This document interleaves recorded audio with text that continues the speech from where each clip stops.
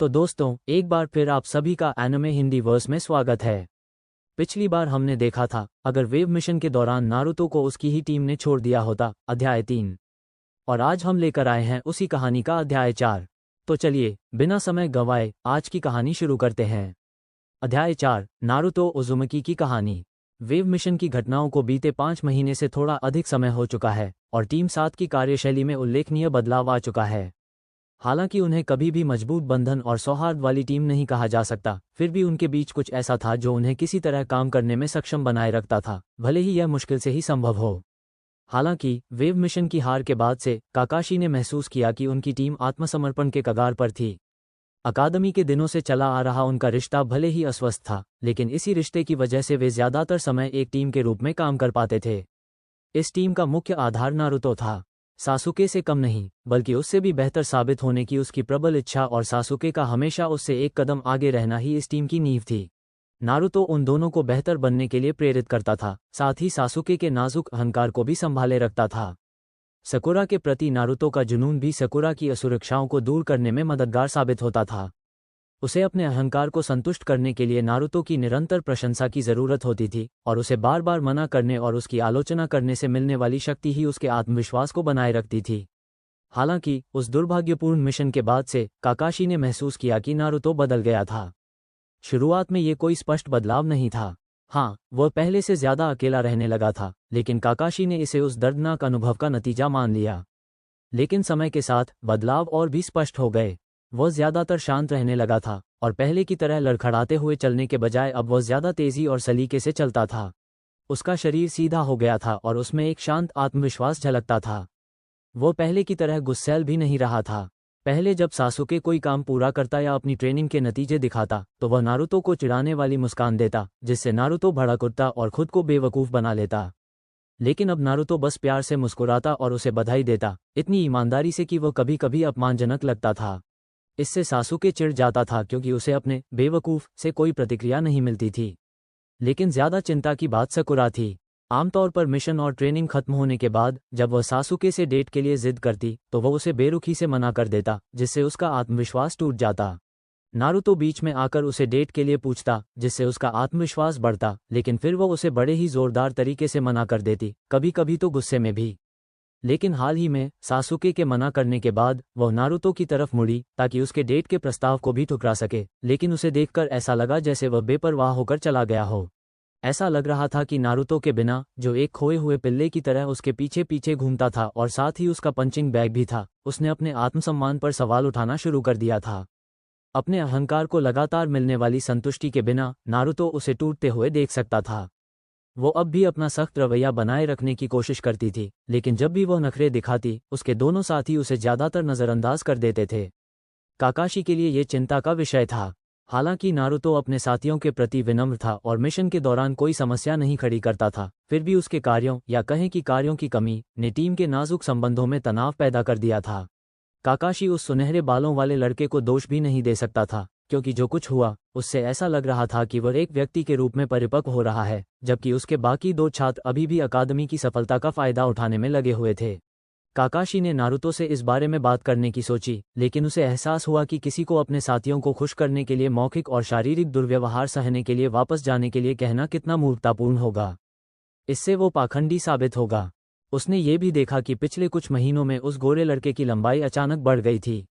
अब वो अपनी उम्र के हिसाब से काफी लंबा हो गया था, असल में सासुके से कुछ इंच ही लंबा, जबकि पहले वो अपनी कक्षा में सबसे छोटा था। लड़कियों समेत उसके साथियों ने इस बात पर ध्यान नहीं दिया, जो उनकी अवलोकन क्षमता के लिहाज से थोड़ा निराशाजनक था। उसे इस बारे में कुछ करना होगा। उसकी पैनी नज़र ने नारंगी जंपसूट के नीचे कसी हुई मांसपेशियों को भी देखा, जो दिनों दिन उसके शरीर पर छोटी होती जा रही थी। उसने महसूस किया कि नारुतो खुद ही अभ्यास कर रहा था, और वह इस बात पर उससे नाराज नहीं हो सकता था, क्योंकि वह अपने छात्रों के प्रति थोड़ा कम दखल देता था। फिर भी उसने इसकी सूचना सैंडाइम को दे दी, क्योंकि कोई भी पूरी तरह से निश्चित नहीं हो सकता। सैंडाइम ने इसे नज़रअंदाज कर दिया, क्योंकि अभ्यास करना और खुद को बेहतर बनाना कोई अपराध नहीं है। अपनी टीम की नाजुक स्थिति पर गहराई से विचार करते हुए वह समझ नहीं पा रहा था कि आगे क्या करे।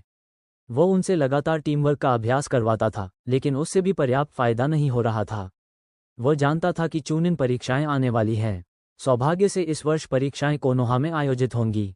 शायद परीक्षा जैसी वास्तविक युद्ध परिस्थिति ही उन्हें प्रेरित करने का एकमात्र उपाय हो।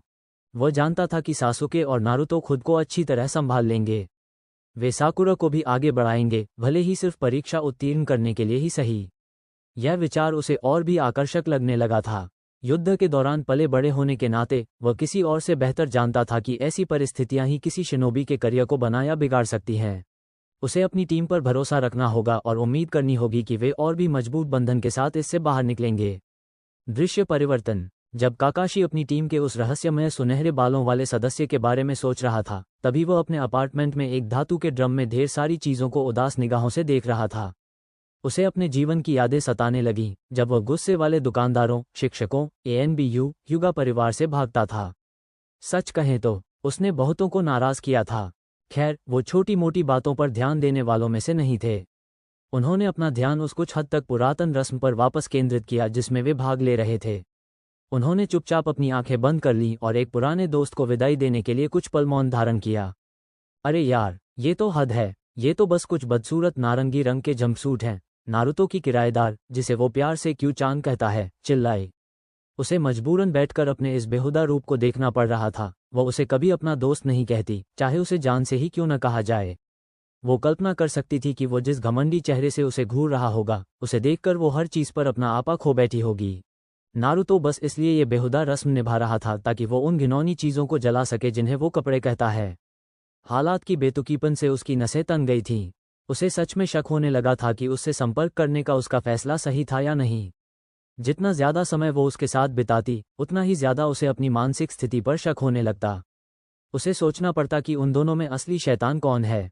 हालांकि वो ऐसा कहती है, लेकिन उसके दिन कभी नीरस नहीं होते थे और नारुतो अपना सारा खाली समय उससे बातें करने में बिताता था। कभी कभी बेतुके विषयों पर बात होती थी, पर उसे कोई फर्क नहीं पड़ता था।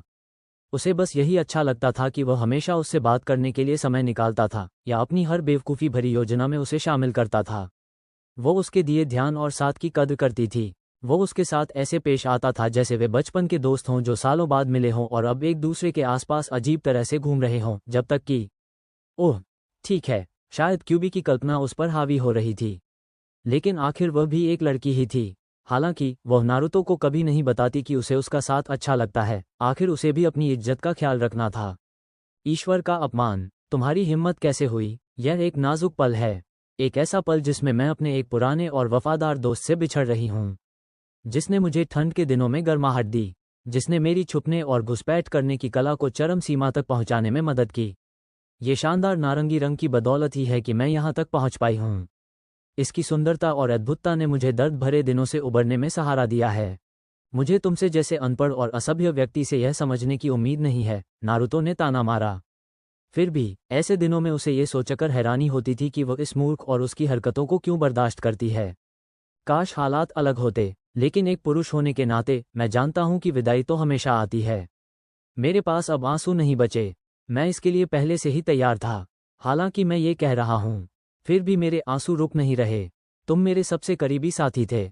तुमने मुझे यहाँ तक पहुँचाया है और मैं तुम्हारा हमेशा आभारी रहूँगा। मुझे पता है कि तुम जहाँ भी जाओगे मेरी रक्षा करोगे। अलविदा मेरे पुराने दोस्त। उसने मजाकिया अंदाज में आंसू बहाते हुए और नाक से बहते पानी के साथ जंपसूट में आग लगाते हुए अपनी बात खत्म की। उसने पहले छत पर जो निशान बनाए थे वे सक्रिय हो गए और उस पर नकली बर्फ गिरने लगी, जिससे एक उदास माहौल बन गया। क्यूबी बस एक भावहीन नज़र से इस बेतुके दृश्य को देखती रही। वो सोच रही थी कि क्या ये उसके सारे गलत कामों की कोई क्रूर सज़ा है। उसे बस यही सोचना था कि क्या उसके किसी भाई बहन को भी उसकी तरह किसी पागल के साथ रहना पड़ा है। कुमोगाकुरे में कहीं हचिबी ने हिंसक रूप से छींक दी, तारांकन, क्या तुम अब बेवकूफ़ी करना बंद करोगे? हमारे पास तुम्हारी इस तरस भरी नौटंकी से कहीं ज्यादा जरूरी काम है, क्यूबी ने चिड़चिड़ाते हुए कहा। क्यू-चान, तुम कभी कभी कितनी असंवेदनशील हो जाती हो। मुझे कुछ पल शोक मनाने क्यों नहीं देती? क्या तुम्हें मासिक धर्म हो रहा है? क्या इसीलिए तुम ऐसा व्यवहार कर रही हो? उसने सोचा, तुम्हारी हिम्मत कैसे हुई, निकम्मे छोटे कमीने। अभी इसी पिंजरे में जाओ। मैं तुम्हारे टुकड़े टुकड़े कर दूंगी, फिर तुम्हें आग लगा दूंगी, फिर तुम पर पेशाब करके आग बुझाऊंगी, उसके बाद तुम पर सबसे बड़ा मल त्याग करूंगी और तुम्हें उसमें दम घुटते हुए देखूंगी। वह पिंजरे पर अपना सिर पटकते हुए जोर से दहाड़ी। नारुतो बस पसीना पोंछता रहा, क्योंकि वह अपनी दोस्त के कुछ हद तक द्विध्रुवी स्वभाव का आदी हो चुका था और उसकी गंदी भाषा तो किसी नाविक को भी शर्मिंदा कर दे। ये थोड़ा दुखद है कि वह उसकी जान से मारने की धमकियों का इतना आदी हो गया है कि अब वो पलक भी नहीं झपकाता। वह जानता है कि उसे शायद उसे परेशान करना बंद कर देना चाहिए, लेकिन उसे ऐसा करने में बहुत मज़ा आता है। उसकी प्रतिक्रियाएं हमेशा मज़ेदार होती हैं और उसे उसकी नई नई और दिलचस्प धमकियां बहुत पसंद आती हैं। नारुतो के लिए यह उनके बीच बंधन बनाने का एक खास तरीका है। जानती हो, अगर तुम मुझे ये यकीन दिलाने की कोशिश कर रही हो कि तुम्हें पीएमएस नहीं हो रहा है, तो ये काम नहीं करेगा। तुम सच में बहुत परेशान हो, क्यू-चान। मतलब, तुम्हें तुरंत गंभीर मनोवैज्ञानिक मदद की ज़रूरत है, इतनी परेशान। लेकिन चिंता मत करो क्यू-चान, मैं अब भी तुमसे प्यार करता हूँ। भले ही तुम पूरी तरह से पागल हो। मुझे आश्चर्य होता है कि क्या दूसरे जिनचुरिकी को भी मेरी तरह एक मानसिक रूप से अस्थिर साथी के साथ रहने में इतनी ही मुश्किल होती है, नारुतो ने अपने साथी जिनचुरिकी के बारे में सोचते हुए कहा। क्यूबी चुपचाप अपने पिंजरे में गुस्से से उबल रही थी। उसके दिमाग में हत्या, नरसंहार, मौत, विनाश, प्रलय और हर तरह की विपत्तियां चल रही थीं, और वह अपने मेजबान के दिमाग को अपने दिमाग से उड़ाने की कोशिश कर रही थी। बदकिस्मती से ये काम नहीं हुआ। उसे इस बात पर बहुत गुस्सा आया कि उसने उसकी मानसिक स्थिति पर सवाल उठाने की हिम्मत कैसे की, जबकि वह खुद कुछ कपड़े जलाने के लिए एक रस्म निभा रहा था। कुछ पल पहले उसने ठीक वैसा ही सोचा था, जिससे उसका गुस्सा और बढ़ गया। लेकिन उसने गहरी सांस ली। अंदर बाहर 100 से उल्टी गिनती गिनने के बाद, क्योंकि 100 गिनना उसके लिए काफ़ी नहीं था, वो आखिरकार थोड़ी शांत हुई।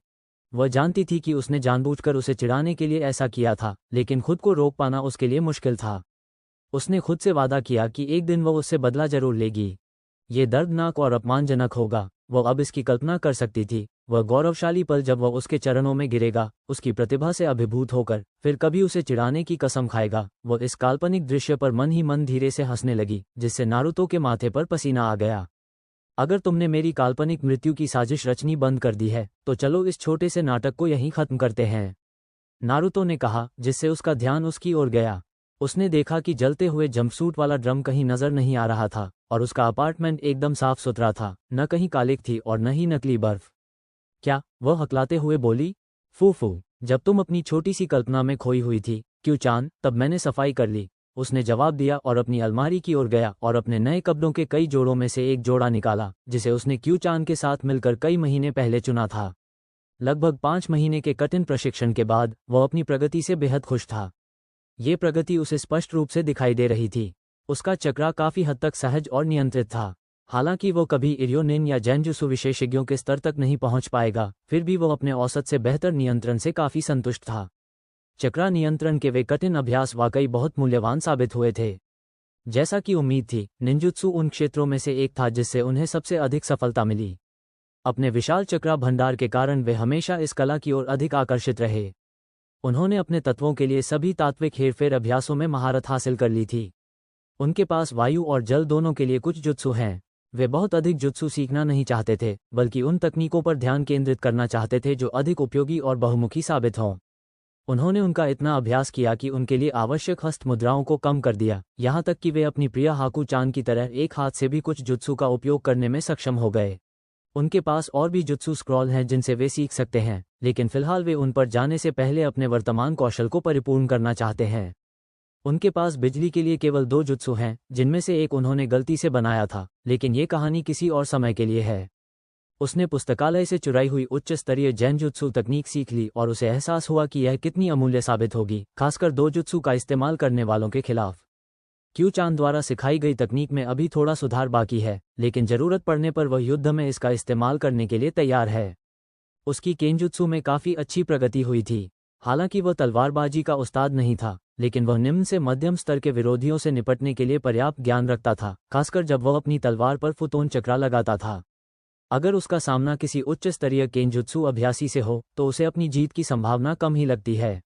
उसे एक अच्छे प्रशिक्षक की तलाश करनी होगी। किताबों से तो ज्ञान की भी एक सीमा होती है। लगभग 2 महीने पहले जब कुछ व्यापारी कोनोहा आए, तो नारुतो को एक दिन सौभाग्य से एक अच्छा मौका मिल गया। उनमें एक प्रतिष्ठित लोहार था, और नारुतो ने उसे अच्छी खासी रकम देकर मना लिया कि वह चक्रा संवाहक धातु से बनी कुछ तलवारों को पिघलाकर उसके लिए एक तलवार बनाए, जिसे उसने क्यू-चान की मदद से डिजाइन किया था। वो तैयार तलवार से बहुत खुश हुआ। उसने क्यू-चान की ताइजुत्सु संबंधी सलाह मानी और अपनी खुद की शैली विकसित की। इसमें गोकेन को आधार बनाया गया है, लेकिन इसमें अधिक लचीलापन और अप्रत्याशित चालें शामिल हैं। ये किसी भी तरह से परिपूर्ण नहीं है, लेकिन उससे बहुत दूर भी नहीं है। उसे इस पर काफ़ी गर्व है। भारोत्तोलन के साथ उसके प्रशिक्षण ने भी काफ़ी मदद की। अब उसका शरीर ठोस रूप से संकुचित मांसपेशियों से बना है, जो गति और शक्ति के लिए एकदम सही है। उनकी सबसे बड़ी उपलब्धि, और जिस पर उन्हें सबसे ज़्यादा खुशी है, वह है फुइंजुत्सु में उनकी प्रगति। नारुतो हमेशा से अपने हाथों से काम करने में माहिर थे। बागवानी में उनकी कुशलता इसका प्रमाण है। अपनी निपुणता पर उन्हें हमेशा गर्व रहा है। ज़्यादातर लोगों को यह नहीं पता था कि पेंटिंग और लेखन से जुड़ी उनकी लगातार शरारतों और उनकी निपुणता के कारण उनकी सुलेख कला आश्चर्यजनक रूप से अच्छी थी। अपने क्लोनों की मदद से उन्हें असाधारण स्तर तक पहुंचाने में ज़्यादा मेहनत नहीं लगी।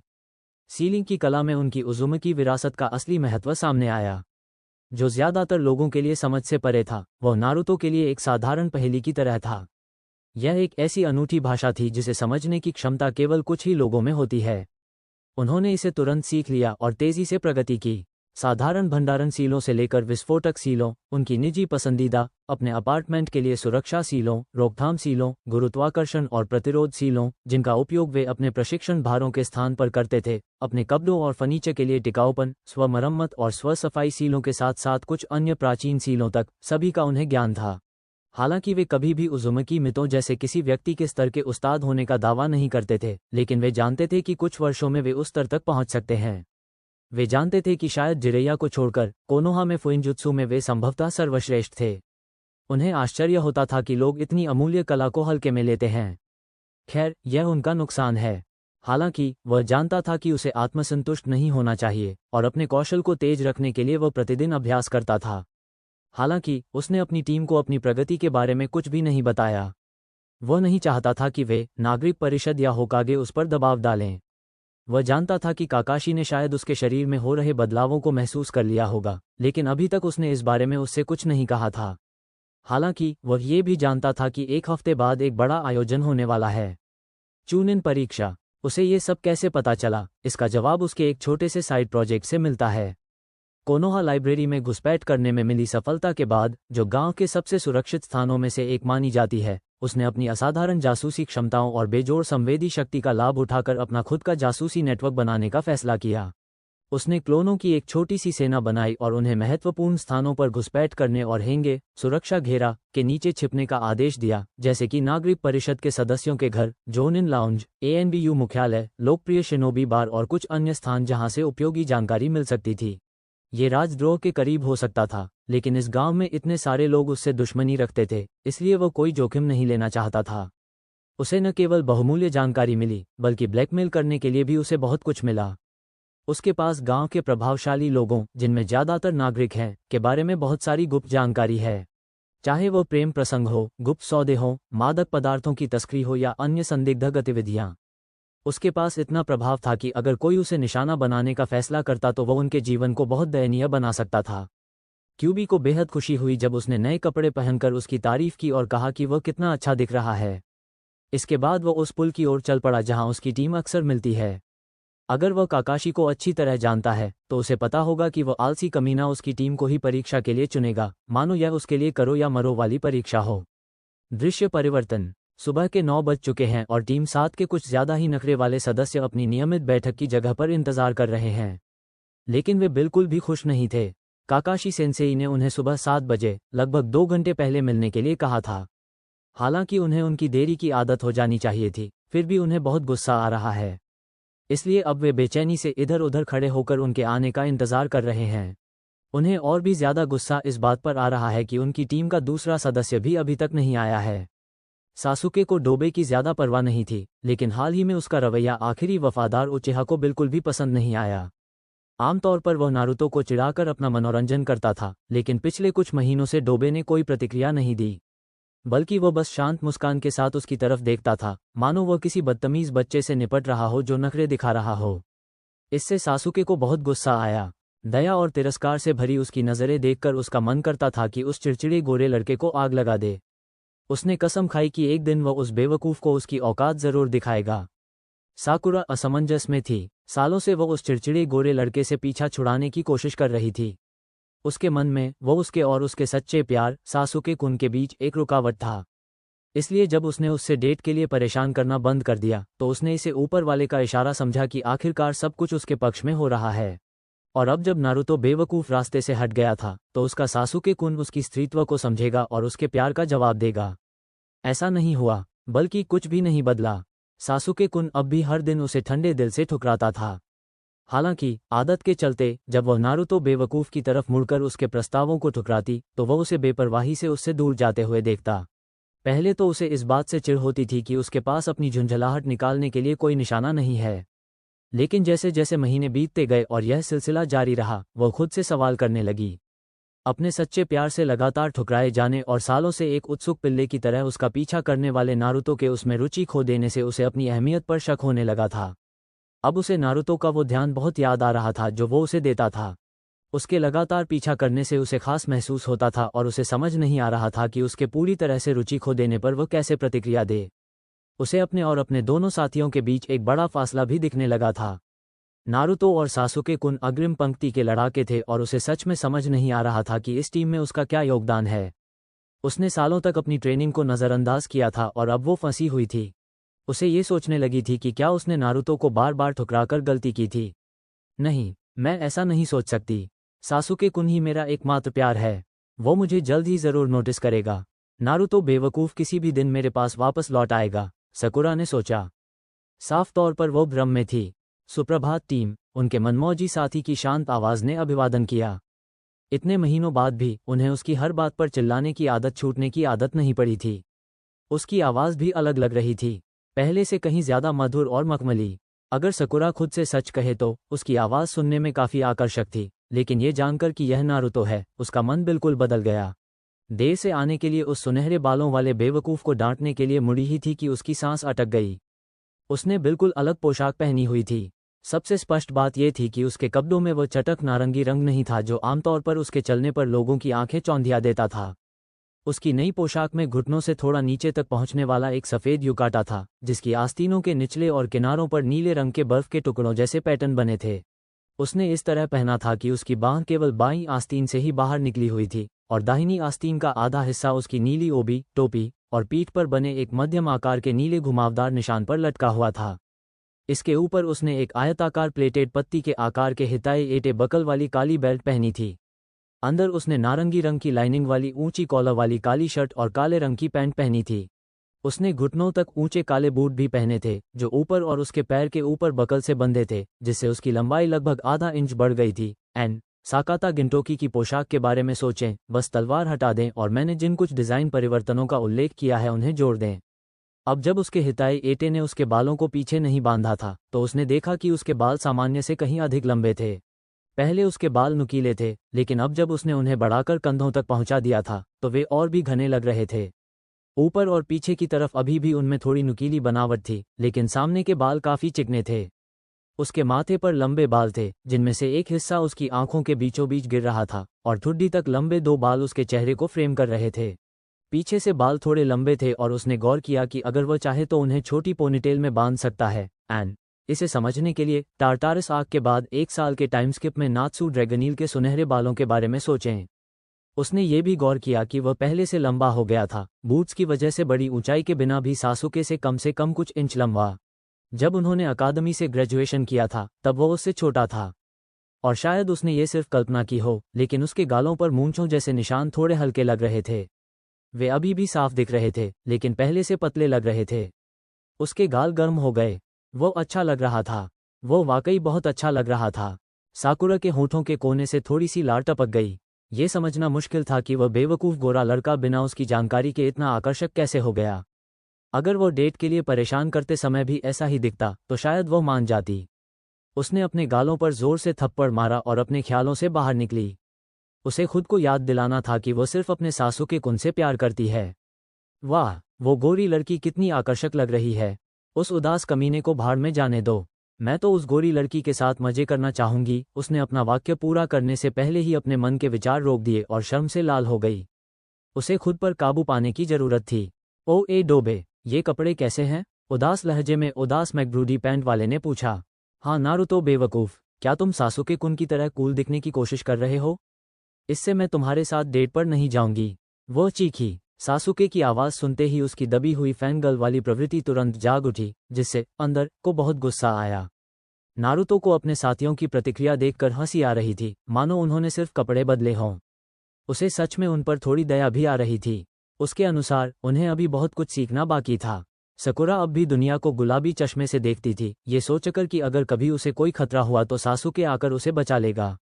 दूसरी ओर सासुके को लगता था कि उचिहा होने के कारण वह अपने आप ही सबसे श्रेष्ठ है, लेकिन अगर कोई उससे बेहतर कर लेता तो वह बेहद ईर्ष्यालु और असुरक्षित हो जाता। उसमें हीनता और श्रेष्ठता का भाव एक साथ पनप रहा था। वो उतना प्रतिभाशाली भी नहीं था जितना उन बेवकूफ़ आम लोगों ने उसे समझा था। उसे प्रतिभाशाली इसलिए माना जाता था क्योंकि वह गांव में इकलौता उचेहा था। अगर उसका कबीला अभी भी होता तो शायद वो औसत दर्जे का ही होता। उसने हाल ही में अपना शेयरिंग जागृत किया था, जबकि उसके कबीले के अधिक प्रतिभाशाली सदस्यों ने तो 10 साल की उम्र पार करने से पहले ही इसे हासिल कर लिया था। उसे मिली बेबुनियाद तारीफों ने उसे अपनी ही महानता पर यकीन दिला दिया था, जिससे वह खुद को अजेय समझने लगा था। नारुतो को पूरा यकीन था कि वह बिना किसी मेहनत के सासुके को आसानी से हरा देगा। नारुतो को न सिर्फ लगता था कि वह इस समय ज़्यादा कुशल है, बल्कि सासुके को चिढ़ाना भी बहुत आसान था। सिर्फ इताची नाम लेने से ही वो अपने गुस्से पर काबू नहीं रख पाता था। वह भागने की कगार पर था और नारुतो अक्सर सोचता था कि सैंडाइम ने उसे शिनोबी बनने की इजाज़त क्यों दी। ये कपड़े शरीर को गर्म और सुरक्षित रखने का काम करते हैं, साथ ही मर्यादा भी बनाए रखते हैं। अगर आप पूछ रहे हैं कि मैंने नए कपड़े क्यों पहने हैं, तो इसका सीधा सा जवाब है कि मेरे पुराने कपड़े अब मुझे फिट नहीं आते। ये पहनावा मुझे अच्छा लगा। मुझे नहीं पता था कि आपको फैशन में इतनी दिलचस्पी है, सासुके-सान।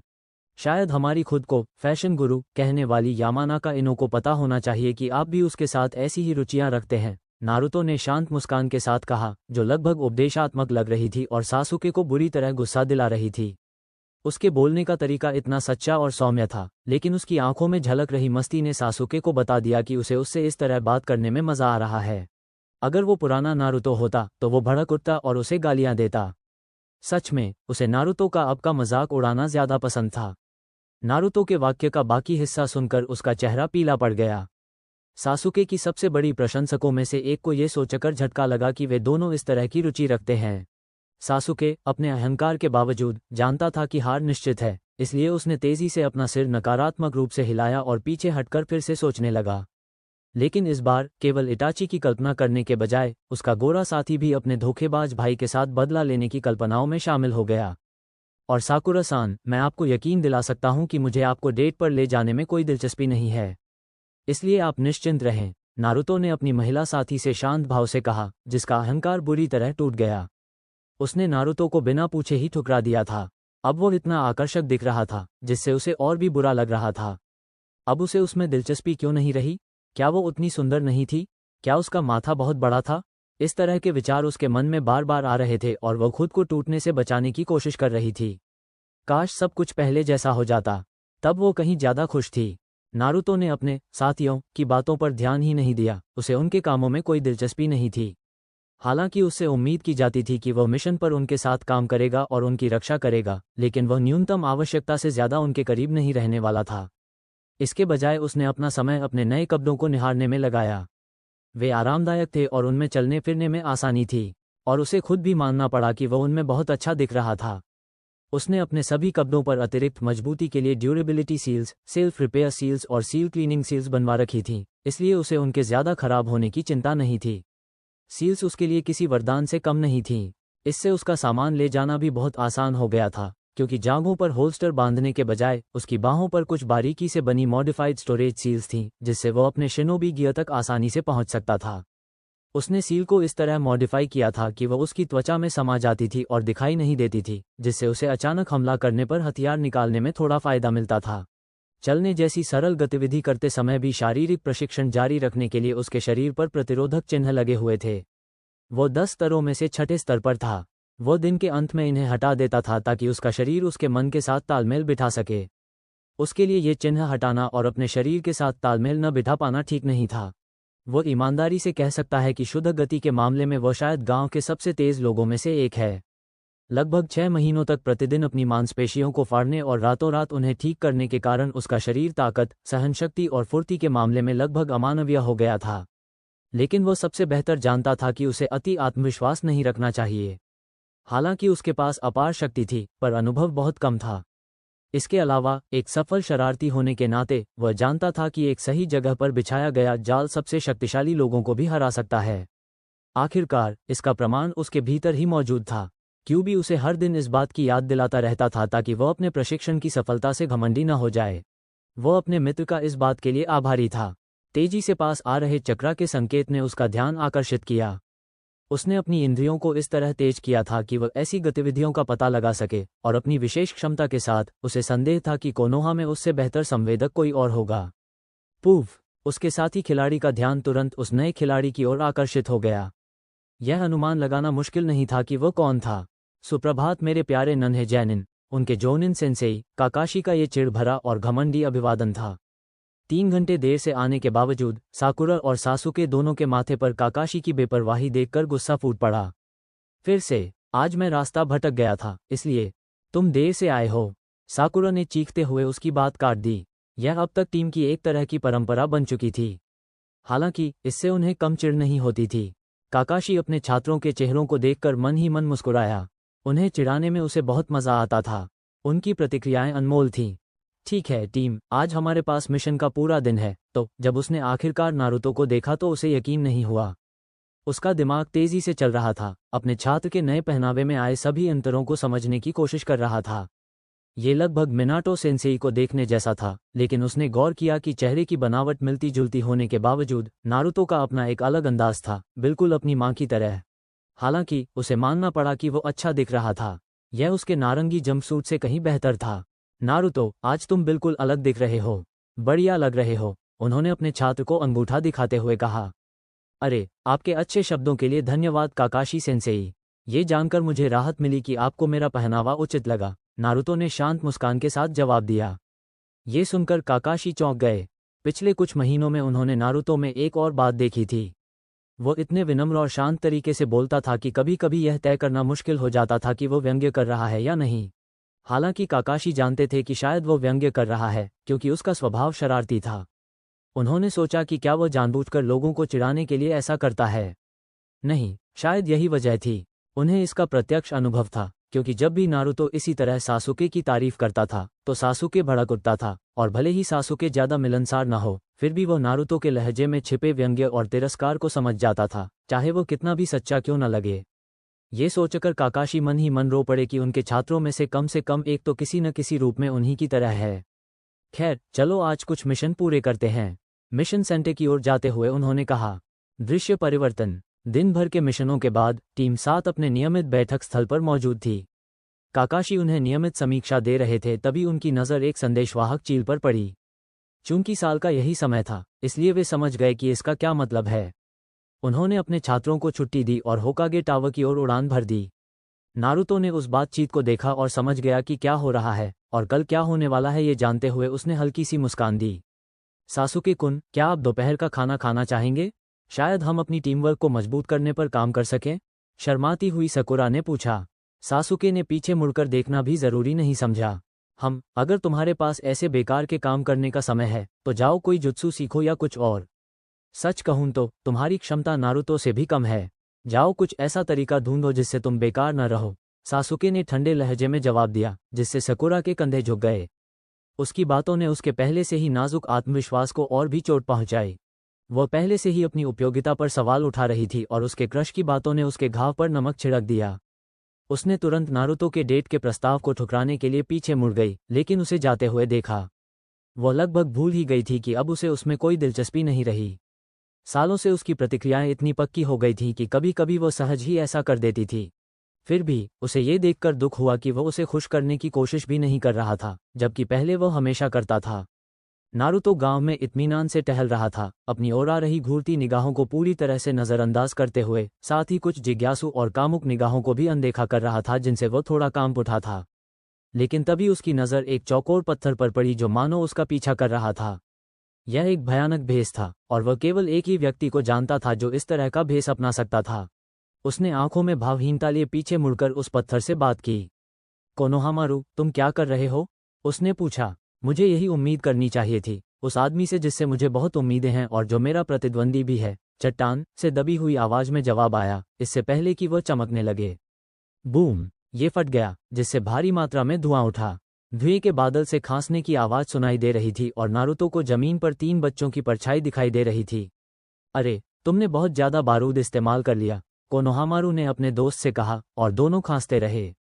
नारुतो ने देखा कि तीनों बच्चों ने ठीक वैसे ही चश्मे पहने हुए थे जैसे वो अकादमी में पढ़ते समय पहना करता था।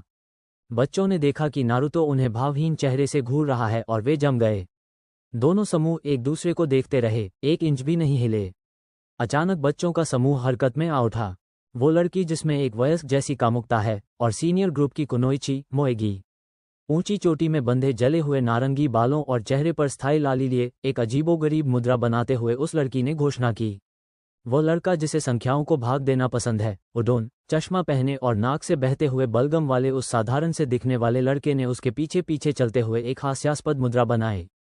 इस गांव का नंबर 1 प्रतिभाशाली निंजा, कोनोहामारू। कोनोहामारू ने अपने दोस्त का अनुसरण करते हुए एक अजीबोगरीब मुद्रा बनाते हुए चिल्लाया। हम तीनों मिलकर कोनोहामारू कोर बनाते हैं। तीनों ने अपनी अपनी मुद्रा बनाए रखते हुए एक साथ कहा। कुछ पलों के लिए एकदम सन्नाटा छा गया। नारुतो को मन ही मन क्यूचान की जोर जोर से हंसी सुनाई दे रही थी। उसे समझ नहीं आ रहा था कि इस स्थिति में कैसे प्रतिक्रिया दे, इसलिए उसके चेहरे से पसीने की एक बूंद बह गई। उसने सोचा कि क्या वह भी बचपन में ऐसा ही था। ये सोचना उसे बिल्कुल अच्छा नहीं लगा।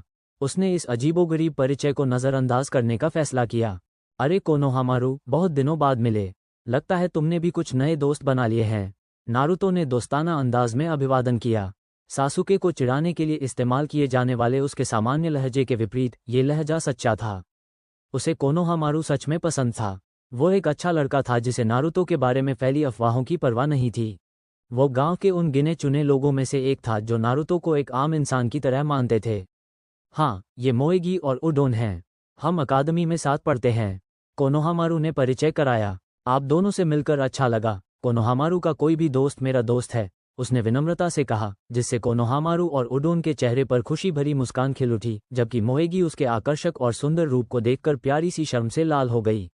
वैसे, आप सबने ये चश्मे क्यों पहने हैं? हे, तो तुमने ध्यान दिया। हम पुराने वाले तुम्हारी नकल कर रहे हैं, कोनोहामारू ने जवाब दिया। ये सुनकर नारुतो के चेहरे पर हल्की सी मुस्कान आ गई। वो सचमुच खुश था। इन्हीं तीनों जैसे लोगों की वजह से उसने इस गांव के लिए लड़ाई लड़ी थी। ओह, मेरे बचपन में उन चश्मों ने मेरी बहुत मदद की थी। मुझे यकीन है कि वे आपके लिए भी बहुत उपयोगी साबित होंगे, उन्होंने कहा। हाँ बॉस, हमने आपको आजकल देखा ही नहीं। वैसे, मुझे आपका नया लुक बहुत पसंद आया। एकदम शानदार, कोनोहामारू ने अंगूठा दिखाते हुए कहा। उडोन ने सहमति में सिर हिलाया और मोएगी ने शर्माते हुए सिर हिलाया। हाँ, तारीफ के लिए धन्यवाद दोस्तों। हाँ, मेरी लंबाई अचानक बढ़ गई थी और मुझे नए कपड़ों की ज़रूरत थी। खुशी है कि आपको ये अच्छे लग रहे हैं। मैं कुछ अलग लुक अपनाना चाहता था, और माफ़ करना कि मैं आजकल ज़्यादा नज़र नहीं आया, मिशन और ट्रेनिंग की वजह से काफ़ी व्यस्त था। सुनो, मैं अभी फ्री हूँ, तो क्या करना चाहोगे? नारुतो ने विनम्रता से जवाब दिया, जिससे उन तीनों के चेहरे खुशी से चमक उठे। चलो निंजा बनकर खेलते हैं, वे चिल्लाए, जिससे नारुतो उनके उत्साहपूर्ण व्यवहार पर हंस पड़ा। कौन सा निंजा इन बच्चों के साथ निंजा निंजा खेलता है? कितनी बेवकूफ़ी है। उदास चेहरे वाली सकुरा ने समूह पर ताना मारते हुए यह अनचाहा कमेंट किया। नारुतो का चेहरा एक पल के लिए सख्त हो गया, जिससे सकुरा कांप उठी, फिर वह अपने सामान्य शांत भाव में लौट आया। सकुरा एक पल के लिए जम गई। ऐसा लगा जैसे वह किसी शिकारी के निशाने पर आ गई हो जो अपने शिकार का पीछा कर रहा हो। वो दोबारा ऐसा महसूस नहीं करना चाहती थी। अरे साकुरा-सान, मैं तो ऐसा ही निंजा हूँ। आखिर वो मेरे दोस्त हैं। क्या आपको इससे कोई दिक्कत है? उसने शांत स्वर में पूछा, लेकिन साकुरा इतनी समझदार थी कि उसने उसके लहजे में छिपी धमकी को भांप लिया और सिर हिलाकर मना कर दिया। सच में, उसने उसे अभी अभी बुरी तरह डरा दिया था। अरे बॉस, ये लड़की कौन है? क्या ये आप जानते हैं? कोनोहामारू ने शरारती अंदाज में अपनी छोटी उंगली उठाते हुए पूछा। सकुरा उसके इशारे पर शर्मा गई, चाहे शर्मिंदगी से हो या गुस्से से, उसे खुद भी नहीं पता था। नारुतो ने बस हल्की सी हंसी हंस दी। ऐसा कुछ नहीं है कोनोहामारू, वो बस मेरी टीममेट है, इससे ज्यादा कुछ नहीं, नारुतो ने जवाब दिया। साकुरा को लगा जैसे किसी ने उसके दिल में खंजर घोंप दिया हो। वो उसे दोस्त तक नहीं समझता था। सच में, उसका मन कर रहा था कि वो कहीं छिप जाए। पहले सासुके कुन और अब नारुतो, आज का दिन तो बहुत बुरा होता जा रहा था। मुझे आश्चर्य नहीं हुआ। वो थोड़ी बदसूरत है, मुझे तो ये भी नहीं पता कि वो लड़की है या नहीं। उसकी छाती चपटी है और उसका माथा भी बहुत बड़ा है। मुझे लगता है तुम्हें इससे भी सुंदर लड़की मिल जाएगी, कोनोहामारू ने बेझिझक कहा, उसे इस बात का अंदाज़ा नहीं था कि आगे क्या होने वाला है। नारुतो ने उसकी बात पर और मन ही मन अपने किराएदार की जोरदार हंसी पर बस उदास होकर हल्की सी हंसी दी।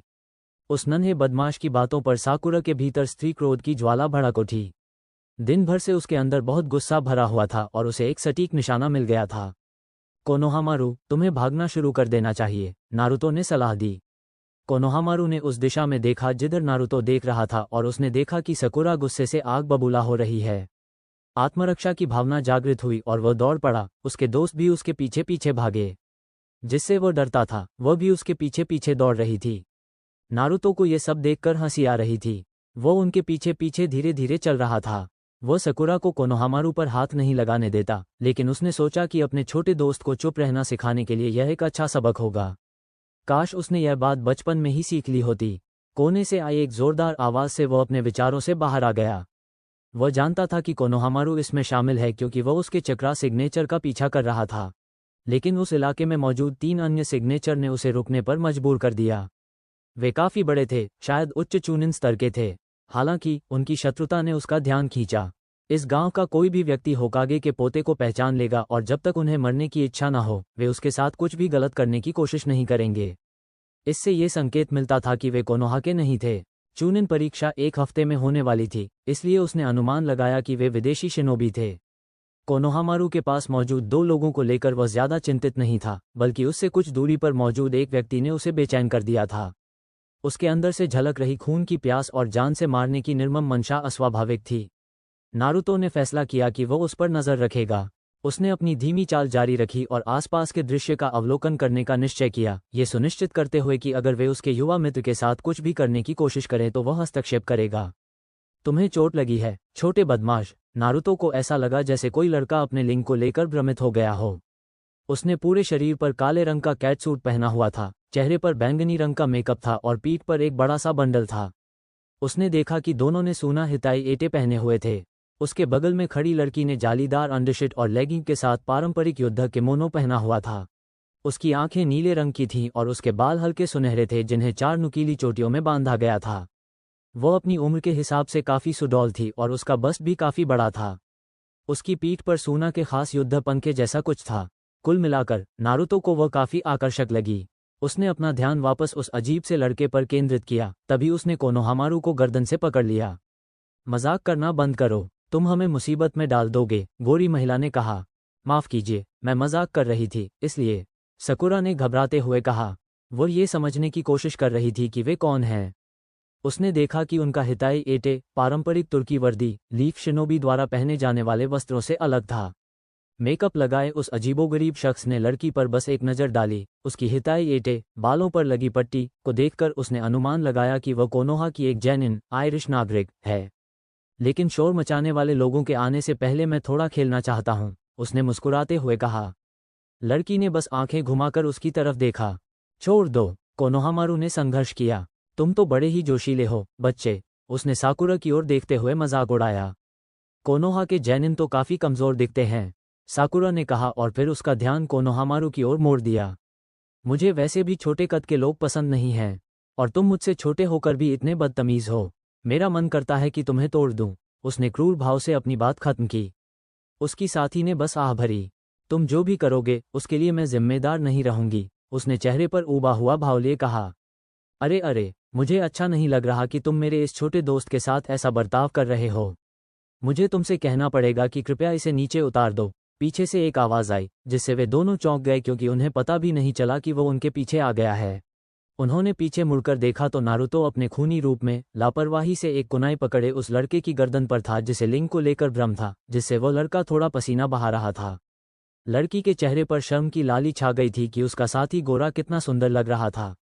कोनोहामारू और मोएगी ने राहत की सांस ली कि उनके बॉस ने उन्हें इस मुसीबत से बचा लिया, जबकि मोएगी थोड़ी भावुक हो रही थी। यहाँ तक कि सकुरा को भी मानना पड़ा कि नारुतो इस समय वाकई बहुत अच्छा लग रहा था। अरे वाह, बड़े दबंग, अगर मैं मना कर दूं तो क्या करोगे, उसने व्यंग्य भरे लहजे में पूछा। हालांकि वो उतना आत्मविश्वासी नहीं था जितना वो दिखावा कर रहा था। उसे पता था कि वो गोरी लड़की खतरनाक है। सच कहूं तो मैं इस साफ सुथरी सड़क पर तुम्हारा खून नहीं बहाना चाहता। मुझे यकीन है कि इसे साफ करना बहुत मुश्किल काम होगा, नारुतो ने जवाब दिया। उसके इस बेपरवाह अंदाज ने दोनों सूना निन्स को चौंका दिया। उसने इसे ऐसे कहा जैसे यह कोई अटल सत्य हो जिसे बदला नहीं जा सकता। ये बात उन दोनों को बिल्कुल भी अच्छी नहीं लगी। मुझे यकीन है कि मुझे माफ़ कर दिया जाएगा। मैं अभी से कहानी समझ सकता हूँ। बहादुर गोरा लड़का होकागे के पोते को खून के प्यासे सूना के समलैंगिक से बचाता है। मुझे यकीन है कि तुम ऐसा नहीं चाहते, है ना? उसने हल्के फुल्के अंदाज में कहा। जब लड़के को एहसास हुआ कि उसने होकागे के पोते को लगभग नुकसान पहुंचा दिया था तो उसके चेहरे का रंग उड़ गया। ऐसा करने पर उसे मौके पर ही मौत की सजा मिल सकती थी।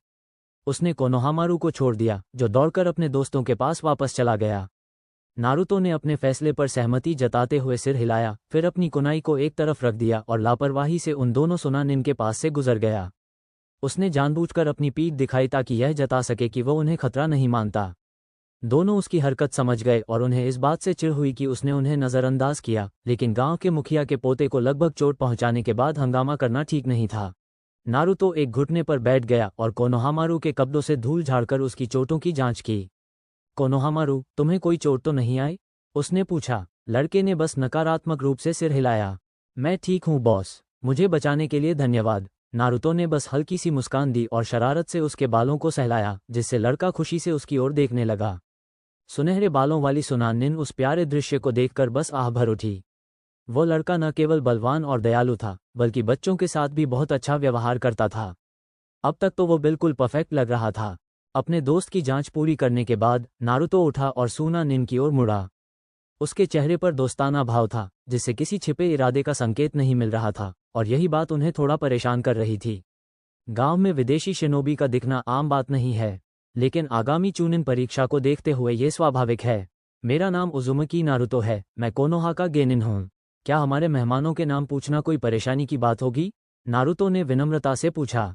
चूनिन परीक्षा का जिक्र सुनकर सकुरा थोड़ी उलझन में पड़ गई। मेरा नाम तेमारी है और यह मेरा भाई कंकरो है, सुनहरे बालों वाली लड़की ने जवाब दिया, जिसकी पहचान अब तेमारी के रूप में हुई है। कंकरो ने असंतुष्टि में बस हल्की सी आवाज़ निकाली। तेमारी, रेगिस्तान के इस खूबसूरत फूल के लिए कितना सुंदर नाम है। मुझे भी खुशी हुई। नारुतो ने उसके हाथ के पिछले हिस्से को चूमते हुए कहा, जिससे वो लड़की शर्म से लाल हो गई। नारुतो को उस लड़की में कोई रोमांटिक दिलचस्पी नहीं थी, और हालांकि उसने माना कि वह सुंदर थी और बड़ी होकर और भी खूबसूरत बनेगी, फिलहाल वह उससे और उसके भाई से सिर्फ दोस्ताना संबंध बनाए रखना चाहता था। भला भविष्य में ऐसे रिश्ते कब काम आ जाएं, यह कोई नहीं जानता। और हालांकि भविष्य में वो उससे रिश्ता बना सकता था, लेकिन अभी उसका दिल हाकू-चान के लिए धड़कता है। साकुरा को पता नहीं क्यों, लेकिन नारुतो को उस खूबसूरत गोरी लड़की के साथ फ्लर्ट करते देख उसे चिढ़ हो रही थी। पहले तो वो उसी के साथ ऐसा करता था, हालांकि इतनी सहजता से नहीं। इससे उसे अंदर से थोड़ा खालीपन महसूस हो रहा था। कुछ और कहने से पहले ही नारुतो ने अपनी अद्भुत फुर्ती का इस्तेमाल करते हुए कंकरों के चेहरे से कुछ इंच दूर गिरते पत्थर को पकड़ लिया, ठीक उसी समय जब वह उसके चेहरे पर लगने ही वाला था। इससे दोनों सूना निन सतर्क हो गए। नारुतो ने बस उसी दिशा में देखा जहां से पत्थर आया था।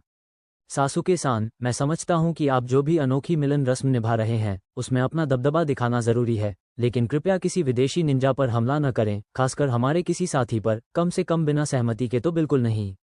आखिरकार, यह एक ऐसा समाज है जहां कानूनी कार्रवाई काफी आम है। भले ही उसने बिल्ली का सूट पहना हो और मेकअप किया हो, मुझे नहीं लगता कि उसका इरादा ऐसा है। कृपया भविष्य में इस बात का ध्यान रखें। नारुतो ने अपने साथी को विनम्रता से सलाह दी, जो एक पेड़ पर बैठा था और कूल दिखने की कोशिश में हाथ में पत्थर उछाल रहा था। काकुरो का चेहरा इस बात के निहितार्थों को समझकर पीला पड़ गया और वह जितनी जल्दी हो सके सासुके के पास से पीछे हट गया और अपनी बहन के पीछे छिप गया। उसने अपने चेहरे पर लगाए रंग के बारे में कही गई बातों को भी अनसुना कर दिया। उस समय वह अपनी पवित्रता को लेकर बहुत चिंतित था। तेमारी थोड़ी निराश थी। हालांकि वह देखने में प्यारा लग रहा था, लेकिन ऐसा लग रहा था कि उसे लड़कियों में कोई दिलचस्पी नहीं है। खैर, उसकी नज़र में वो गोरा लड़का कहीं ज्यादा आकर्षक था। नारुतो की आवाज में व्याप्त ईमानदारी और विनम्रता के कारण उन दोनों ने सासुके के यौन रुझान के बारे में उसकी बात पर तुरंत विश्वास कर लिया। हालांकि वो ऊपर से तो विनम्र दिख रहा था, लेकिन सासुके के चेहरे पर दिख रही कब्ज की वजह से परेशान शक्ल देखकर वो अंदर ही अंदर खूब हंस रहा था। ऐसा लग रहा था कि सूना निन भी उसकी बात पर यकीन कर रहा था, जिससे स्थिति और भी मजेदार हो गई। महुआ हा, उसके चेहरे का भाव अनमोल है। इसीलिए तो तुम मेरे पसंदीदा लड़के हो। उन बेवकूफ़ उचिहाओं को यही सबक मिलना चाहिए। उसकी किराएदार की जोरदार हंसी नारुतो के दिमाग में गूंज रही थी, जिससे उसे अपनी इस छोटी सी शरारत पर उसकी खुशी देखकर हंसी आ गई। सासुके को परेशान करना उनका पसंदीदा शौक बन गया था। सासुके उस बेवकूफ़ की धृष्टता पर आग बबूला हो रहा था। उसकी हिम्मत कैसे हुई ऐसा कहने की। वह नीचे जाकर उसे सबक सिखाना चाहता था, लेकिन हंगामा नहीं करना चाहता था। वह जानता था कि अगर उसने ऐसा किया तो नारुतो के दावे और भी विश्वसनीय हो जाएंगे। इसलिए उसने उस चिड़चिड़े गोरे लड़के को अपनी घूरती निगाहों से आग लगाने की कोशिश की। क्या आप हमें अपने नए दोस्त सासुके से नहीं मिलवाएंगे, सासुके-सान? नारुतो ने पूछा, जो सासुके के दाईं ओर देख रहा था। सासुके ने भी उसकी नज़र का पीछा किया और पाया कि उसके ठीक बगल वाली डाल पर एक लाल बालों वाला सुनानिन उल्टा खड़ा है। उसे सासुके की मौजूदगी का एहसास भी नहीं हुआ। नारुतो को छोड़कर वहां मौजूद किसी को भी इसका पता नहीं चला। कंकुरो, तुम हमारे गांव के लिए कलंक हो, नए आए व्यक्ति ने ठंडे स्वर में कहा। कंकुरो को पसीना आ गया, उसका शरीर डर से कांपने लगा। नारुतो की पैनी नज़र ने ये सब पल भर में देख लिया। गारा, उसने फुसफुसाते हुए कहा, सुनो, ये इन लोगों ने शुरू किया था। और वह डरते हुए हकलाने लगा, इससे पहले कि उसकी बात अधूरी रह जाती। चुप रहो, वरना मैं तुम्हें मार डालूंगा। गारा ने ठंडे लहजे में उसकी बात काट दी, जिससे कंकुरो घबरा गया। मुझे समझ आ गया, मेरी गलती थी, मुझे माफ़ कर दीजिए, बहुत बहुत माफ़ कर दीजिए, कंकुरो ने शांत भाव से कहा। नारुतो ने इस बातचीत को दिलचस्पी से देखा। अपनी नकारात्मक भावनाओं को महसूस करने की क्षमता से वह तेमारी और कंकरों के चेहरे से निकलने वाले डर को लगभग महसूस कर सकता था। इतना डर उसने पहले कभी किसी व्यक्ति में नहीं देखा था। ये बहुत दिलचस्प था, लेकिन लाल बालों वाले उस शख्स को देखकर नारुतो समझ गया कि वही उस अविश्वसनीय रक्तपिपासा का स्रोत था जिसे उसने पहले महसूस किया था। वो अपने दोनों साथियों से काफ़ी छोटा था, उसके बाल छोटे और लाल थे और आंखों के नीचे गहरे काले घेरे थे। उसके माथे के बाईं ओर प्रेम का कांजी टैटू गुदा हुआ था। लेकिन असल में नारुतो की दिलचस्पी उसके चक्र में थी। वो बहुत विशाल था, उसके अपने चक्र जितना विशाल तो नहीं, लेकिन उससे बहुत ज़्यादा दूर भी नहीं। वो होकागे से भी बड़ा था और उसमें कुछ और भी समाया हुआ था। क्यू-चान, उसने गंभीर स्वर में अपने किराएदार को पुकारा। मुझे पता है, इससे सावधान रहना, इसकी खून खराबे की प्यास और पागलपन पुरानी यादें ताज़ा कर देता है। अगर मुझे अंदाज़ा लगाना हो तो इस लड़के के अंदर शुकाकू, इचिबी समाया हुआ है। क्यूबी ने भी उतने ही गंभीर स्वर में जवाब दिया। इससे नारुतो के दिमाग में खतरे की घंटी बज उठी। किसी जिंचुरिकी को चूनिन परीक्षा के लिए दूसरे देश भेजना गैरकानूनी तो नहीं है, लेकिन इसे बहुत गलत माना जाता है। यहाँ कुछ गड़बड़ थी। मैं अपने साथियों की ओर से माफ़ी मांगता हूँ, गारा ने नारुतो की ओर देखते हुए कहा। वो पेड़ पर अपनी जगह से गायब हो गया और रेत के शुनशिन के रूप में नारुतो के सामने प्रकट हुआ। सबकू नो गारा, लाल बालों वाले लड़के ने कहा। नारुतो समझ गया कि वह अपना परिचय दे रहा है। गारा ने बिना पलक झपकाए उसे देखा। ज्यादातर लोगों के लिए यह असहज करने वाला होता, लेकिन उस लड़के के लिए, जिसे बचपन से ही घूरती निगाहों का सामना करना पड़ा था, यह कोई नई बात नहीं थी। उसने बस विनम्रता से मुस्कुराकर जवाब दिया। उजुमिकी नारुतो, उसने जवाब दिया। गारा ने बस सिर हिलाया और फिर अपनी टीम को जाने का इशारा किया। जैसे ही वे चले गए, सासुके ने फैसला किया कि उसे नज़रअंदाज किया जाना पसंद नहीं है, खासकर ऐसे व्यक्ति द्वारा जो एक मजबूत प्रतिद्वंद्वी प्रतीत होता है। ओह, मेरा नाम भी नहीं जानना चाहते? सासुके ने अपने चेहरे पर घमंडी मुस्कान लिए पूछा। गारा अचानक रुक गया, उसकी तरफ मुड़ा और लगभग 5 मिनट तक उसे घूरता रहा, मानो उसे परख रहा हो। चारों ओर सन्नाटा छा गया। सासुके उस घूरती निगाह से सचमुच घबरा गया था। नहीं, उसने अंततः जवाब दिया और मुड़कर चला गया। अपने मूर्ख साथी के पक्ष में अपनी बात न मानने से सासुके को बहुत गुस्सा आया। उसका साथी भी इस मामले को शांत नहीं छोड़ पा रहा था। माफ़ करना सासुके-सान, लगता है तुम उसके टाइप के नहीं हो, लेकिन चिंता मत करो, मुझे यकीन है कि चूनिन परीक्षा में बहुत सारे मर्दाना लड़के हैं जो किसी नन्ही सी लड़की के साथ खेलना चाहते हैं, इसलिए उम्मीद मत छोड़ो, नारुतो ने कहा, जिससे सासुके शर्म से लाल हो गया। वो उस गोरे लड़के पर हमला करने ही वाला था कि नारुतो ने कोनोहामारू, मोएगी और उडोन को पकड़ा और हवा के एक झटके में गायब हो गया। सासुके बस गुस्से में चिल्ला उठा। दृश्य परिवर्तन। अगली सुबह टीम 7 हमेशा की तरह पुल पर अपनी जगह पर थी। सकुरा हमेशा की तरह सासुके को घूर रही थी और सासुके अपने उदास चेहरे को और भी गहरा दिखाने की कोशिश कर रहा था। नारुतो, जो कुछ ही मिनट पहले आया था, पुल पर आराम से बैठा था और उसके चेहरे पर एक शांत मुस्कान थी। उसके साथियों को यह नहीं पता था कि वह अपने साथी से बात कर रहा था। तो आप मुझे इचिबी के जिंचुरिकी के बारे में क्या बता सकते हैं? नारुतो ने पूछा। मुझे नहीं पता कि इसका मौजूदा जिंचुरिकी पर क्या असर पड़ता है, लेकिन शुकाकू के पास हमेशा से रेत को नियंत्रित करने की क्षमता के साथ साथ फुतोन निंजुत्सु में महारत भी थी। वो मानसिक रूप से अस्थिर भी है और अपने पात्रों को पागलपन की स्थिति में धकेलना पसंद करता है। लड़के की आंखों के नीचे के काले घेरों से तुमने ये देखा ही होगा। वो अपने मेजबानों को सोने नहीं देता, क्यूबी ने जवाब दिया। नारुतो ने सहमति में सिर हिलाया। तो मुझे उस पर नज़र रखनी होगी। मुझे होकागे को बिना राज खोले सूचित करने का कोई तरीका ढूंढना होगा। वैसे मुझे पूरा यकीन है कि उसे पहले से ही पता है। शायद अनजान रहना ही सबसे अच्छा तरीका है, नारुतो ने सोचा। पूफ, यो, देर से आने के लिए माफ़ करना। जिंदगी की राह में मैं भटक गया था, काकाशी ने कहा। ऐसा लग रहा था जैसे वो फिसल रहा हो। उसने कुछ नया सोचने की कोशिश भी नहीं की और हमेशा की तरह अपना बहाना बना लिया। झूठा, निवासी बंशी की हमेशा की तरह चीख सुनाई दी। खैर, मुझे पता है यह अचानक है, लेकिन मैंने आप सभी को चुनिन चयन परीक्षा के लिए चुना है। ये रहे आपके आवेदन पत्र, काकाशी ने घोषणा की। उनकी इस घोषणा पर उनके छात्रों की अलग अलग प्रतिक्रियाएं आईं। नारुतो के चेहरे पर अब भी वही शिष्ट मुस्कान थी, जो उसकी घोषणा पर जरा भी नहीं हिली। सासुके की आंखों में खुद को साबित करने के लिए एक जोरदार लड़ाई की तीव्र इच्छा थी। सकुरा बेहद डरी हुई लग रही थी। खैर, ये तो सिर्फ नामांकन है। परीक्षा देना है या नहीं, ये पूरी तरह आप पर निर्भर है, उन्होंने आगे कहा। अगर आप भाग लेना चाहते हैं तो आवेदन पत्र पर हस्ताक्षर करके उसे आज से 6 दिन बाद दोपहर 3 बजे तक अकादमी के कमरा नंबर 301 में जमा कर दें। इतना कहकर वे धुएं के गुबार में गायब हो गए। दृश्य परिवर्तन। दोपहर का मौसम सुहाना था जब नारुतो शिनोबी अकादमी की ओर जा रहा था। आज चुनिन परीक्षा का दिन था और नारुतो इसके लिए पूरी तरह तैयार था। उसने सुबह सुबह कुनाई, शूरिकेन, सेनबोन, निंजा तार, खाना और स्लीपिंग बैग जैसी अतिरिक्त सामग्री जमा कर ली थी।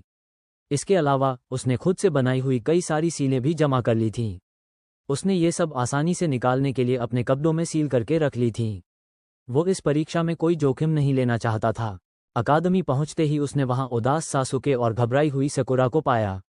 दोनों ने आपस में कुछ नहीं कहा और सीधे इमारत में चले गए। जैसे ही वे सीढ़ियां चढ़ रहे थे, उन्हें 301 लिखे हुए कमरे में शोर सुनाई दिया। नारुतो ने 2 सीढ़ियां चढ़ते ही उस जेनजुत्सु को पहचान लिया। उसे पता था कि सासुके ने भी इसे देख लिया है। उन्होंने देखा कि हरे रंग का स्पैंडेक्स सूट पहने और भौहों से लथपथ एक लड़के को जमीन पर धकेल दिया गया। उसकी साथी, एक खूबसूरत लड़की जिसने चीनी टॉप पहना था और बालों को 2 जूड़ों में बांध रखा था, उसकी मदद के लिए दौड़ी। क्या तुम इससे चुनिन परीक्षा देने की योजना बना रहे हो? गार्ड नंबर 1 ने सवाल किया। तुम लोगों को अभी इस्तीफा दे देना चाहिए, दूसरे गार्ड ने सुझाव दिया। तुम तो बस छोटे बच्चे हो, पहले गार्ड ने टिप्पणी की। हमें जाने दीजिए, जूड़ा बनाए हुए लड़की ने विनती की, लेकिन गार्डों में से एक ने उसके चेहरे पर एक जोरदार थप्पड़ मार दिया। तुमने क्या कहा? सुनो, हम तो नरमी बरत रहे हैं। चुनिन परीक्षा आसान नहीं होती, गार्ड 1 ने कहा। इस परीक्षा में बैठने वालों में से कई शिनोबी बनना छोड़ देते हैं। कुछ तो ठीक हो ही नहीं पाते। हमने ऐसा कई बार देखा है, गार्ड 2 ने कहा। तुम तो बस छोटे बच्चे हो, वैसे भी हम तो बस उन लोगों को छांट रहे हैं जो फेल हो जाएंगे। इसमें क्या बुराई है? उसने अपनी बात खत्म की। मैं सहमत हूं, लेकिन मुझे जाने दो और जैनजुत्सु भी हटा दो। मैं तीसरी मंजिल पर जा रहा हूं, सासुके ने गार्ड के पास जाते हुए घमंडी लहजे में कहा। इसके बाद जो एकमात्र आवाज सुनाई दी, वह नारुतो के हाथ से उसके चेहरे पर पड़ने की थी। कितना बेवकूफ है, उसने मन ही मन सोचा। वाह, बुरा नहीं है, लेकिन तुमने तो बस इसे भांप लिया, गार्ड 1 ने हरकत में आने से पहले कहा। सासुके ने हलचल देखी और जवाबी कार्रवाई करने के लिए आगे बढ़ा, लेकिन हरे रंग के स्पैंडेक्स पहने हुए लड़के ने उसे रोक दिया, जो इतनी तेजी से आगे बढ़ा कि ज्यादातर लोगों ने उसे देखा भी नहीं। उसने उन दोनों के बीच आकर हमले होने से रोक दिए। नारुतो ने हैरानी से अपनी एक भौं ऊपर उठाई। हालांकि वह देखने में थोड़ा अजीब लग रहा था, नारुतो को उसकी सुगठित मांसपेशियां साफ दिखाई दे रही थीं, साथ ही उसकी प्रभावशाली गति भी। उसने उसे परीक्षा में ध्यान देने योग्य प्रतियोगी मान लिया। अरे, योजना का क्या हुआ? तुमने ही तो कहा था कि हमें ध्यान आकर्षित नहीं करना चाहिए, अजीबोगरीब टीम के तीसरे सदस्य ने पूछा। लंबे काले बाल और बिना पुतली वाली सफ़ेद आंखों से साफ पता चल रहा था कि वह एक युगा था। अच्छा, घनी भौंहों वाले लड़के ने शर्माते हुए और सकुरा की ओर देखते हुए जवाब दिया, जिससे उसकी महिला साथी को झुंझलाहट हुई क्योंकि वह उसे गुलाबी बालों वाली लड़की की ओर जाते हुए देख रही थी। मेरा नाम रॉक ली है। तो आपका नाम साकुरा-सान है, उसने कहा, जिससे लड़की असमंजस में पड़ गई। उसने बस एक चमकदार सफ़ेद मुस्कान दी और अंगूठा ऊपर करके इशारा किया। चलो साथ में डेट पर चलते हैं, मैं मरने तक तुम्हारी रक्षा करूंगा, उसने घोषणा की। साकुरा लगभग बीमार सी लग रही थी। नारुतो को अपनी हंसी रोकने के लिए बहुत संघर्ष करना पड़ा। ये बहुत ही मज़ेदार था। बिल्कुल नहीं, उसने जवाब दिया। ली का चेहरा ऐसा लग रहा था जैसे किसी ने उसके पिल्ले को लात मार दी हो। तुम बेकार हो, उसने उससे कहा, जिससे उसका सिर नीचे झुक गया। अरे तुम, युगा लड़के ने सासुके को पुकारा। तुम्हारा नाम क्या है? उसने बड़े घमंड से पूछा। जब किसी का नाम जानना हो तो पहले अपना नाम बताना चाहिए ना? सासुके ने बड़े ही शानदार अंदाज में जवाब दिया। नारुतो ने उन दोनों घमंडी लड़कों पर बस नाक सिकोड़ी जो अपनी ताकत दिखाने की होड़ में लगे थे। तुम नौसिखिया हो, है ना? युगा लड़के ने पलटकर पूछा। तुम्हारी उम्र कितनी है? मुझे जवाब देने की जरूरत नहीं है। उसकी बात बीच में ही रुक गई जब नारुतो पास आया और दोस्ताना अंदाज में उसके कंधे पर हाथ रख दिया। उसका नाम उचिहा सासुके है। उसे ट्रेनिंग करना, टमाटर खाना और समुद्र किनारे रोमांटिक सैर करना पसंद है। वैसे तो उसे आमतौर पर हटे कट्टे लड़के पसंद हैं, लेकिन सुंदर लड़कों के प्रति उसका एक छिपा हुआ आकर्षण भी है। अगर तुम दिलचस्पी रखती हो तो कृपया परीक्षा खत्म होने तक इंतजार करो।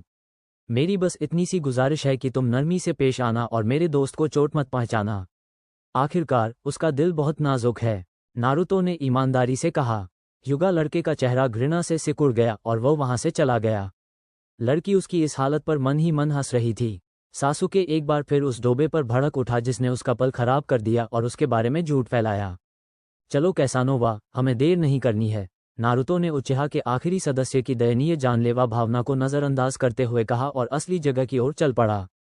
सासुके कुछ नहीं कर सका सिवाय उसकी पीठ को बेबसी से घूरने के और उस बेवकूफ से बदला लेने की कसम खाने के। जैसे ही टीम 7 आयोजन स्थल की ओर बढ़ती रही, एक खुले मैदान में पहुंचते ही ऊपर से एक आवाज ने उन्हें पुकारा। तुम वहां, जिसकी नजरें तेज हैं, रुको। वे मुड़े तो देखा कि रॉक ली एक रेलिंग पर खड़ा है। अब क्या? सासुके ने पूछा। क्या तुम मुझसे यहीं अभी के अभी लड़ोगे? ली ने जवाब दिया। सासुके सान, हमारे पास इसके लिए समय नहीं है। हमें परीक्षा कक्ष में जल्दी पहुंचना होगा, इससे पहले कि बहुत देर हो जाए, नारुतो ने बीच में ही कहा। मुझे मत बताओ कि मुझे क्या करना है, बेवकूफ, सासुके ने जवाब दिया, जिससे नारुतो ने निराशा में आह भरी। तुम हारने वाले हो, वो तुमसे कहीं ज्यादा ताकतवर है। लगता है तुम्हें ये देखने के लिए अपनी प्यारी सी आंखों की जरूरत है। ये आंखें खुली रखना ताकि तुम्हें ये हार याद रहे। उम्मीद है इससे तुम्हें अक्ल आएगी। मैं परीक्षा कक्ष जा रहा हूँ, नारुतो ने गुस्से से भरे सासुके और चिंतित सकुरा के पास से गुजरते हुए कहा। और हाँ, रॉक ली, उसने बड़े लड़कों का ध्यान अपनी ओर खींचते हुए आवाज लगाई। मेरे साथी को ज्यादा चोट मत पहुंचाना। आखिरकार मुझे परीक्षा के लिए उसकी जरूरत है, उसने कहा। लड़के ने जवाब में अंगूठा ऊपर कर दिया। नारुतो उनके बचकाने खेलों में उलझने की जहमत न उठाते हुए सीधे कमरे की ओर चल पड़ा। उसने देखा कि काकाशी कमरे के ठीक बाहर उसका इंतजार कर रहा था। नारुतो, तुम यहाँ हो? और अकेले हो? उसने गौर किया। सासुके और सकुरा भी यहीं हैं। वो तो रॉक ली नाम के एक ऐसे आदमी से पिट रहा है जिसकी भौहें घनी हैं और जिसने हरे रंग का स्पैंडेक्स सूट पहना है, नारुतो ने अपने जोनिन गुरु के सामने वाली दीवार से टेक लगाते हुए जवाब दिया। काकाशी बस पसीना पोंछते रह गए। मैं समझ गई। दोनों चुपचाप खड़े रहे। लगभग 10 मिनट बाद उन्हें कदमों की आहट सुनाई दी। उन्होंने ऊपर देखा तो साकुरा चिंतित दिख रही थी और घायल सासुके को घूर रही थी। अच्छा, अब जब इस बड़े बड़े अकड़ू लोगों का तो मुंहतोड़ हो गया, तो हम आखिरकार अपना काम शुरू कर सकते हैं, नारुतो ने उपहास उड़ाते हुए कहा। इस बार उसने अपनी आवाज में छिपी हुई हेकड़ी को छुपाने की जरा भी कोशिश नहीं की। सासुके ने बस घूरकर जवाब दिया। अच्छा हुआ कि आप सब आ गए। अगर आप में से कोई एक भी नहीं आता तो बात बिगड़ जाती। इससे बाकी टीम अयोग्य हो जाती।